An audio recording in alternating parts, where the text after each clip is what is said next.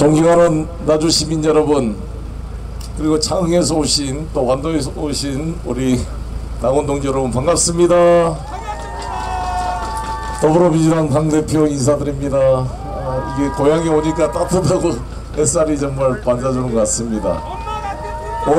오늘은 뜻깊은 날입니다. 아시다시피 제가 문재인 대통령 총괄 선대본부장을 할 때 당시 우리 이낙연 지사님 그리고 우리 신정은 의원님 모두가 한전공과대학 설립을 문재인 후보 공약으로 채택해 줄 것을 강력히 요청했습니다. 내부에 일부 반대도 있었습니다만 저도 후보님께 강력히 요청을 드려서 문재인 후보님의 공식 공약으로 채택이 됐고, 문재인 대통령 당선된 이후에 국정과제로 선정이 된 이후에 실제 설립되기까지는 또 논란이 많았습니다. 그때마다 우리 신정은 의원이 열심히 뛰었고 저도 옆에 거들어서 드디어 이 법안이 관련 법까지 통과되고, 오늘 이 캠텍 한전공대 이름을 한국에너지공과대학으로 바꿔서 세계에서 유일한 에너지 전문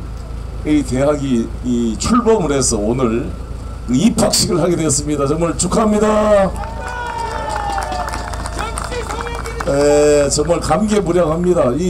사실 나주 혁신도시에 이 한국전력공사라는 게 우리 공격 중에 가장 큰 것 아닙니까? 이게 여기 온다는 게 쉬운 일이 아닙니다. 이거를 우리 노무현 대통령이 결정해서 이걸 왔고, 우리 문재인 대통령이 우리 한국에너지공대를 만들었으니까 정말 이 빛깔한 혁신도시는 노무현과 문재인이 그 땀이 하나 합해진 그 도시가 드디어 결실을 맺게 되었습니다. 여러분, 지역 균형 발전 다 이야기를 합니다. 지방 소멸을 이야기하지만 사실 한 130개가 넘는 이 공기업을 전국에 10개 혁신 도시를 만들어서 거의 한 15개 정도의 이런 공공기관을 이전하는 게 정말 쉬운 일이 아니었습니다. 아직도 여러가지 과제가 남아있지만 이제 이재명 후보가 당선이 되면 혁신도시 시리즈 2를 통해 추가 2차 공공기관 이전을 준비하고, 이 지역의 정주 요건 향상을 위한 의료 문제, 교육 문제, 교통 문제 여러가지를 보완해서 제대로 된 혁신도시가 될 수 있도록 뒷받침하겠습니다. 네, 오늘 입학식 선서를 한 장원 한국에너지공대 대표를 너무나 제가 이제 축하한다고 불러서 경했더니 그 장원 학생이 나한테 뭐라는 줄 알아요? 저 민주당 청년 당원입니다 그러더라고요. 정말 기분이 너무 좋았습니다. 우리 민주당 청년 당원이 오늘 한국에너지공과대학 입학생 대표로 선서를 하고 인류 문명을 지켜나기 위한 새로운 에너지 대전환 시대에 인재가 되기 위한 첫 발걸음을 했습니다.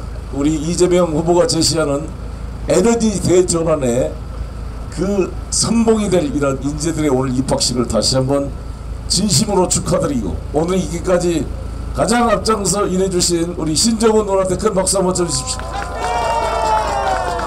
네, 감사합니다. 그리고 이제 오늘 드디어 김동연 부총리가 어제 전 부총리께서, 김동연 대선 후보께서 이재명 후보와 새로운 정치 개혁안을 합의를 하고 오늘 사퇴를 했습니다. 후보 사퇴를 하고 이재명 후보 당선을 위해서 뛰기로 약속을 했습니다. 여러분, 감사합니다. 제가 이 정권교체 패러다임을 바꿔보려고 제가 발버둥을 쳤습니다. 여러분 기억나시다시피 이재명 당선도 정권교체의 일종이다. 청와대에서는 좀 싫어했지만 이런 말까지 제가 써가면서 이재명 후보의 당선은 새로운 정권의 탄생임을 강조했고, 거기에 플러스해서 이재명 후보의 당선은 정권 교체를 넘어선 정치 교체, 기득권 교체가 된다라는 것을 강조했습니다. 그래서 구정 전에는 제가 차기 총선 불출마 선언도 하고 5군데 보궐선거 지역에 우리의 정치적 책임 있는 3군데 공천을 하지 않겠다고 선언을 하고, 또 윤미향 이상직, 박덕흠 세 분에 대한 국회 윤리위원회 자문위원회 권고사항을 이행해서 처리하겠다는 약속까지 했습니다. 드디어 얼마 전에는 국민통합 정치개혁안을 발표를 했고 이것이 국회의원총회에서 통과가 되었습니다. 여러분 아시죠? 사실 역대 대통령 선거에서 대통령 당선될 가능성이 있는 후보가 자신의 권력을 제한하는 국무총리 국회 추천제를 수용하는 게 쉬운 일이 아닙니다. 그렇죠? 문재인 후보 때도 이걸 못했어요. 저도 그때 제안했습니다만 다 대통령 되면 누가 국회 간섭을 받고 싶겠어요. 자기가 총리 임명하고 싶지 국회 추천을 받아 임명하고 싶겠습니까? 그리고 국무총리가 국무위원 임명 제청권을 행사하면 대통령 마음대로 장관 임명하기도 쉽지가 않은데 사실 어려운 결단을 했고, 두 번째 대통령 결선제도 수용했고, 심지어 자신의 임기를 1년 줄여서라도 지방선거와 대통령 선거를 일치시키겠다는 과감한 수용을 한 우리 이재명 후보에게 박수 한번 쳐주십시오.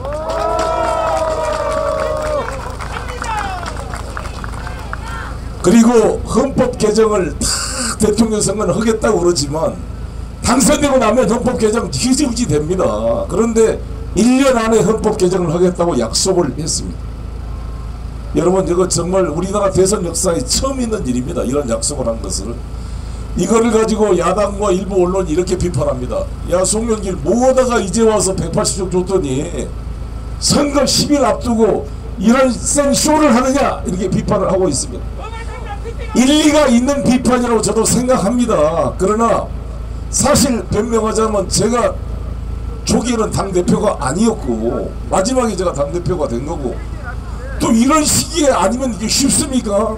그렇죠. 어차피 대통령 선거라는 게 모든 정치개혁과 우리 국가의 헌법의 틀을 다시 한번 생각해보는 결정적 계기인데 당연히 대선 때 이런 이야기를 하는 거지. 그리고 이럴 때 했으면 윤석열 후보께서는 괜히 우리 민주당한테 쇼하지 말아라, 속임수다, 민주당을 박살내는 게 정치개혁이다, 이렇게 대통령 후보 품격에 걸맞지 않게 이렇게 막 험한 소리를 쏟아낼 것이 아니라 대안을 좀 제시해야 된다고 생각하는데 맞습니까?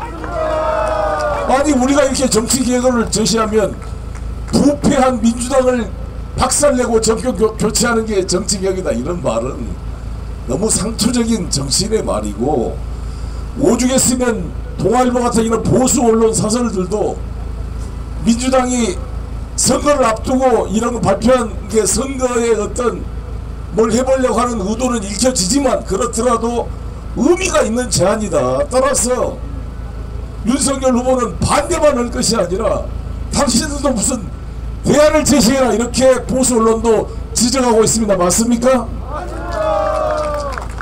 그 쓰겠어요. 그렇게 대통령 후보로 나오신 분이 무슨 안에 대해서 제시를 해야지. 그리고 어제 제가 김종인 위원장하고 통화했더니 김종인 위원장이 너무너무 잘했다, 정말 이것을 바랬다고 이야기인데 여러분 박수 한번 쳐주십시오. 안철수 후보가 역대급 연설한 거 보셨죠? 최근에 나는 그 안철수 후보 그 연설 동영상을 보고 야 괄목상대 안철수 후보를 다시 보게 됐는데 맞습니까? 다시 한번 인용하자면 안철수 후보께서 이런 말을 했습니다. 주술에 걸린 듯이 묻지마 정권 교체를 말하는 분들, 교체하고 나면 자격 없는 윤석열이라는 말 안 했지만 예시하고 있죠. 이런 분이 대통령 되면 1년 안에 손가락 자른단 말 나온다, 이런 말 보셨죠? 건강은 빌릴 수가 없다, 머리는 빌릴 수가 있지만 건강은 빌릴 수가 없다라고 했던 분이 김영삼 전 대통령이었습니다. 신나게 조깅하고 다니면서 건강했습니다. 근데 머리를 빌리더라도 빌릴 머리가 있어야 되는 거 아니겠습니까? 맞죠? 안철수 후보가 이런 말을 했어요. 세상이 어떻게 돌아가는지 어디로 가는지를 알아야 거기에 맞는 전문가를 빌리고 머리를 빌릴 거를 머리라도 있어야 되는 거지. 세상이 어떻게 변하고 어디로 가는지도 모르는데 엉터리 전문가 불러다 일하면 어떻게 돼요? 나라를 망친다 그랬죠? 왜 그렇게 정말 이렇게 제대로 말을 하는지 제가 깜짝 놀랐습니다. 맞습니다. 나라가 어디로 가는지 잘 모르죠. 예. 알리백이 뭔지 몰라. 알리백을 모를 수 있죠. 이거를 홍준표 의원께서는 야 송영길 장학 퀴즈 하듯이 그런 거 가지고 하지 마라 그런데 장학 퀴즈가 아니라 일반인도 아니고 대통령, 지금 우리 모든 인류 문명의 고민이 뭡니까? 지구온난화 막자는 거 아니에요? 맞습니까? 저도 얼마 전에 코로나 걸렸어요. 코로나 걸려서 제가 일주일 동안 자가격리 해보고서 막 목이 아프고 그렇대다. 우리가 여러분들 다니다 보면 다 이게 체온제잖아요. 우리가 36.5도 체온을 1.5도가 오르면 38도가 되면은 출입 금지되는 거 아니에요? 38도 되면. 그렇죠? 우리 지구가 지금 1.5도를 향해 가고 있습니다. 지구의 온도가 이 온난화돼서 지구가 1.5도 온도가 상승되면 지구를 경기해야 될지 모릅니다. 지구 입장에서는 인간이 바이러스고 코로나가 백신이라 그런 거 아닙니까? 이 화석연료를 떼서 매년 우리나라가 7억 5천만 톤의 CO2를 하늘에다 쓰레기처럼 버리고 있는데 이런 인간들 때문에 이 지구가 못 살겠다고 지금 몸살을 앓고 있고, 이 코로나는 우리 인류 문명에 대한 경고가 아니겠습니까?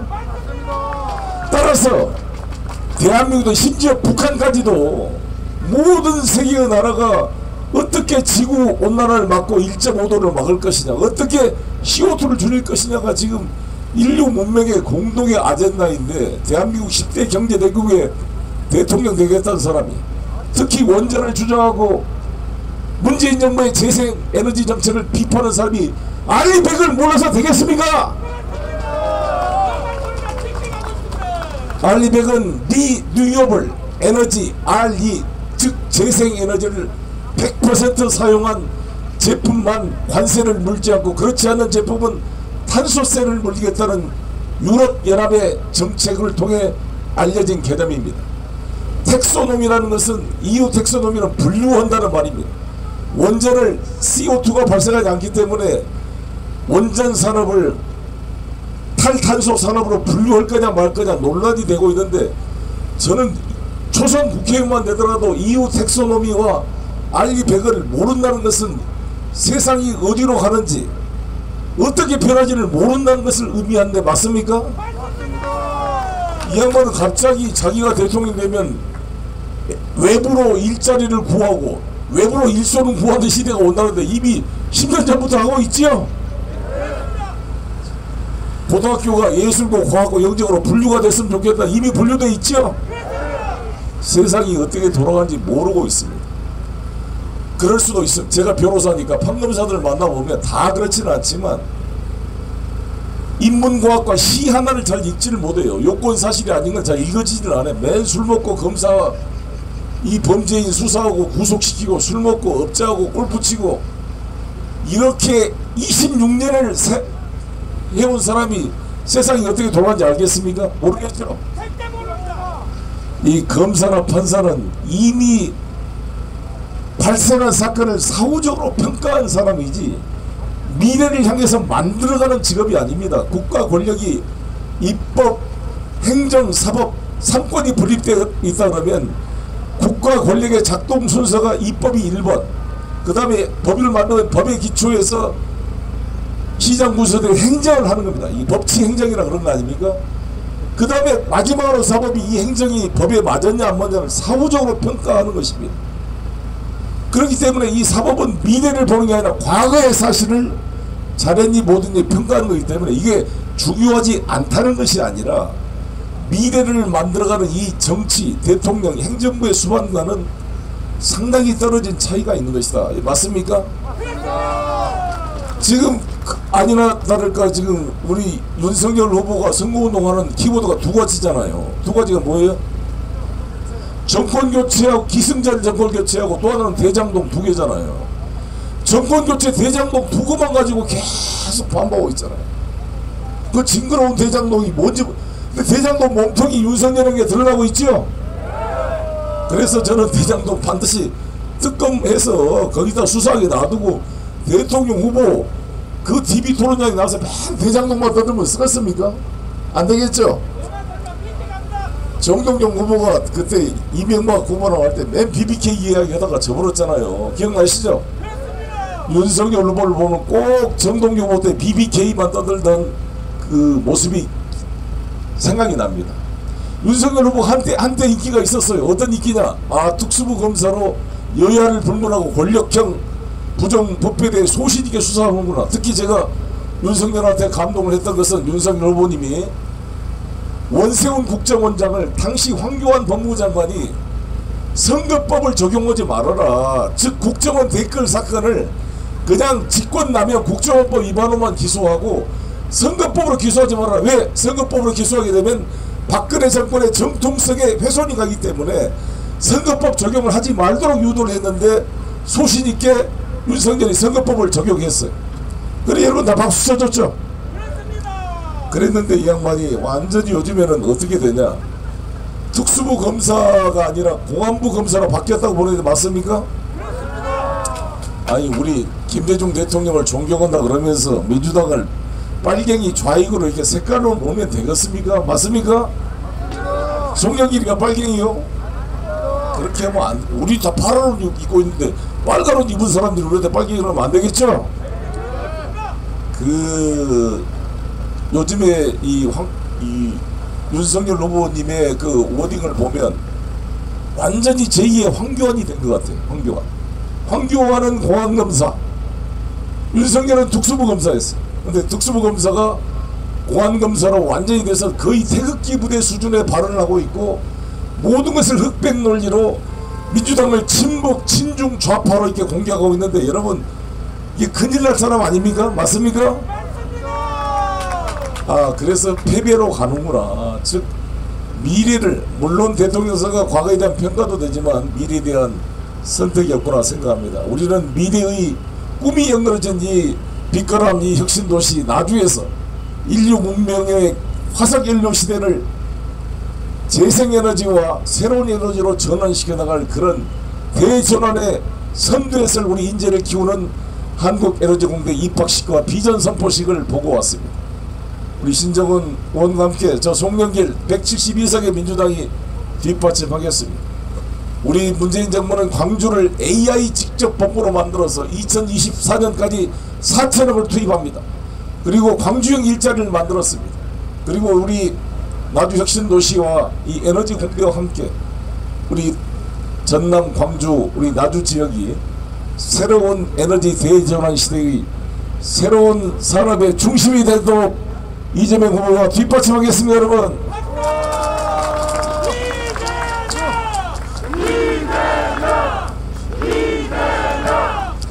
저는 이준석 대표님이나 윤석열 후보께서 우리 호남 지역을 자주 찾아주고 김대중 전 대통령 생가도 찾고 흑산도까지 간 거에 대해서 매우 저는 고맙게 생각합니다.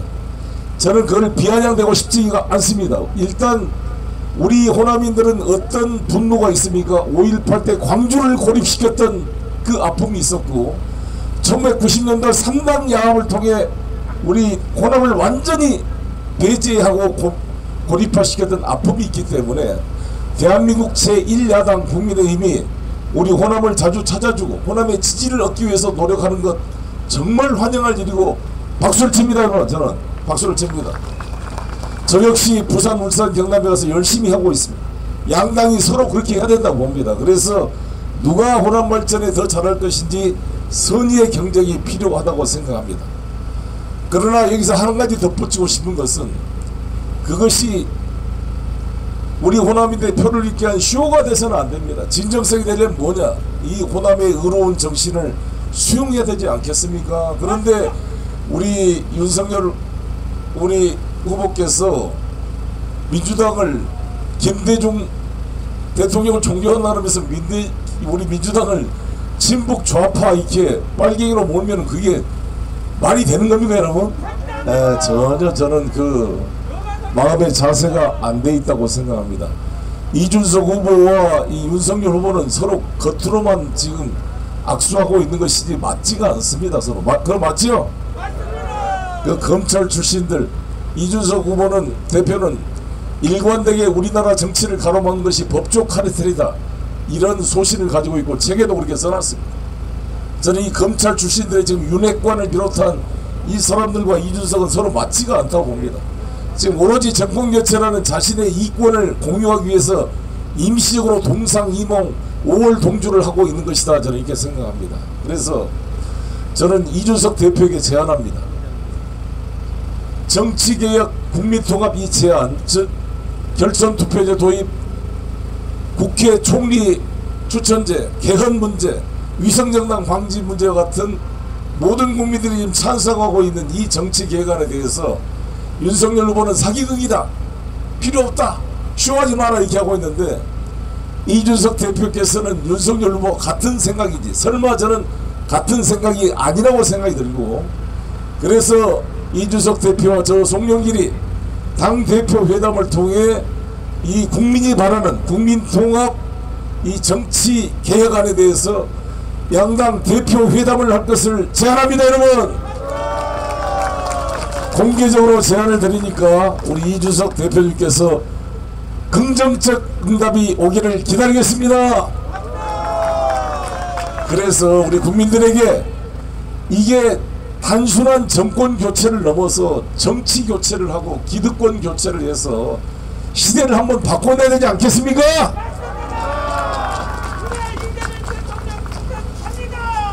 감사합니다. 잘해 나갑시다. 마지막으로 한 말씀 드리고 끝내겠습니다. 우크라이나 지금 전쟁 상황이 발생해 있어서 제가 우크라이나에 알렉세이라는 현역 국회의원인데 제가 지금 동생처럼 아끼고 있습니다. 그 친구가 연세대 한국어학당을 졸업해서 우리말도 잘해요. 매일 제가 지금 텔레그램으로 소통하고 전화를 하고 있습니다. 러시아 당국에 다시 한번 제가 강력히 경고하고 촉구합니다. 즉각적인 민간 지역에 대한 폭격 행위는 반인도적 행위로서 유엔 안보리 상임이사국을 맡고 있는 러시아에 절대 걸맞지 않는 행동이기 때문에 지금 우크라이나에 대한 군사행동을 즉각 중단할 것을 촉구합니다. 즉각 대화를 통해 이 문제를 풀 것을 촉구합니다. 그 알렉세이가 젤렌스키 대통령을 만나고 나서 저한테 전화를 했습니다. 형이 좀 도와주라. 제가 좀 마음이 굴뚝 같습니다. 제가 러시아 아시다시피 푸틴 대통령, 지금 볼로딘 러시아 하원 의장 다 제가 네트워크를 가지고 있습니다. 마찬가지로 우크라이나 국회의원들과도 제가 네트워크를 가지고 있습니다. 저는 이재명 후보를 당선시켜 주시면 이재명 후보 당선자와 문재인 대통령과 정우영 외교부 장관, 서훈 우리 안보실장 등과 상의를 해서 정말 이 전쟁을 확전을 중단시키고 러시아와 우크라이나의 대화가 협상이 재개될 수 있도록 저도 힘을 보태겠습니다. 여러분,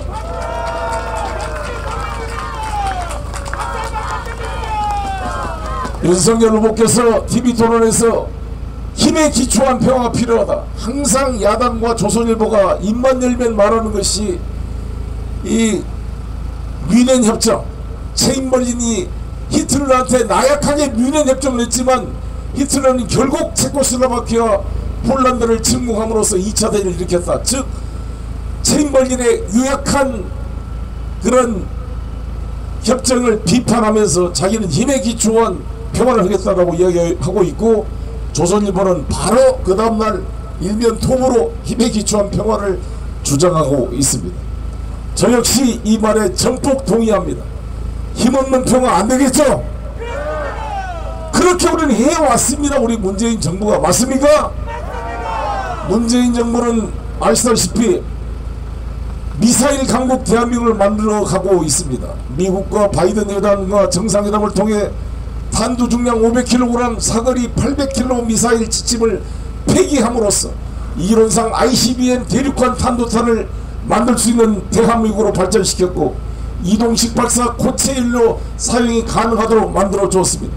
현무 1, 2, 3, 4가 만들어져서 1800km의 사거리가 만들어진 크루즈 미사일이 개발이 돼서 1000km의 한반도 중심을 벗어나 러시아, 중국도 커버할 수 있는 미사일 강국으로 발전하고 있고, 세계에서 7번째로 SLBM 잠수함에서만 발송하는 그런 것이 만들어졌으며, LSM을 비롯한 요격 미사일 체제, 한국형 아이언돔이 만들어져서 사드하고는 비교가 안 되는 단거리 미사일을 방어할 수 있는 수도권 방어 체계를 만들었습니다. 여러분, F-35 스텔스 미기 40개가 들어있고 KF-21 4세대 전투기 시세기를 완성시켰으며 이지스함과 조국 공중 급유기와 조기 공중 경보기를 다 도입을 해서 정말 세계 6대 군사 강국으로 대한민국을 바꿔놨습니다. 여러분,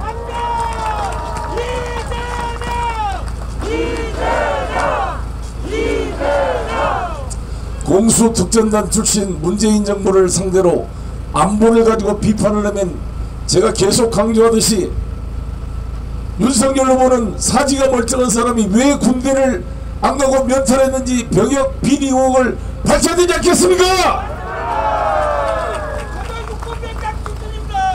그래요. 그래도 아니 그 양반이 다른 게 다 몸이 건강한데 눈이 안 좋다는 거 아닙니까? 부동시라는 게 왼쪽 오른쪽 눈의 시력차가 0.7이 됐다는데 그야말로 정말 고무줄 아니에요. 사실 1982년도인가 이거를 면제받았던데 연세대학교 교수의 아들로 태어나 서울법대를 다니고 있는데 고시 공부가 계속 떨어졌어. 군대 가면 공부한 거 다 까먹어. 얼마나 군대를 안 가고 싶었겠습니까 그때. 여러가지 의혹이 있잖아요. 그때 뭐 하더라도 병무행정이 불철저해서 모두가 그때도 병무행정이 병역 면탈 의혹으로 대표적 병목 중에 하나가 부동시가 들어가 있습니다. 그래서 아마 오늘 중에 법사위에서 검사 임용 때는 시각차가 0.2밖에 안 됐다 그러니까 그 기록을 강력히 공개할 것을 다시 한번 촉구합니다. 아니 변호사나 다른 거 하려면 우리가 이렇게 말하지 않죠. 다른 게 아니라 국군 통수권자가 되겠다는 사람 아닙니까? 자기 아니 우리 아들 딸들한테 총 들고 나가서 전쟁에 나가 싸워 죽으라고 명령할 수 있는 막강한 권한을 갖는 국군 통수권자가 되려고 한 사람이 자기가 왜 군대를 못 가게 됐는지 좀 국민에게 이거 이유를 밝혀야 될 책임이 있는 거 아니겠습니까? 동의하십니까?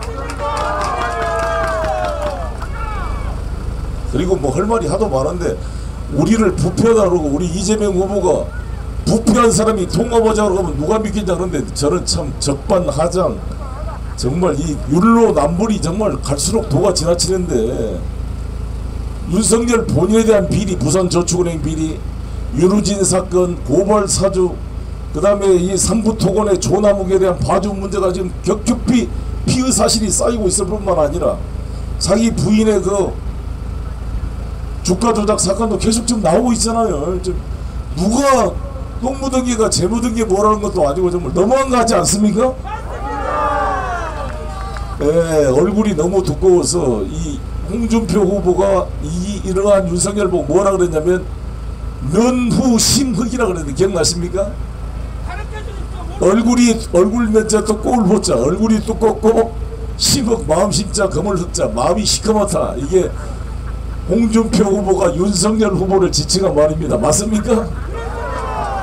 면후심흑 적반하장 이런 말 하지 마시고 정치개혁에 동참하시길 바라면서 다시 한번 마무리하겠습니다. 우리 빛가람 나주 혁신도시에서 이재명 후보의 새로운 에너지 대전환 시대에 출범할 수 있도록 기호 1번 일자라는 유능한 경제인 후보 이재명 부탁드리겠습니다.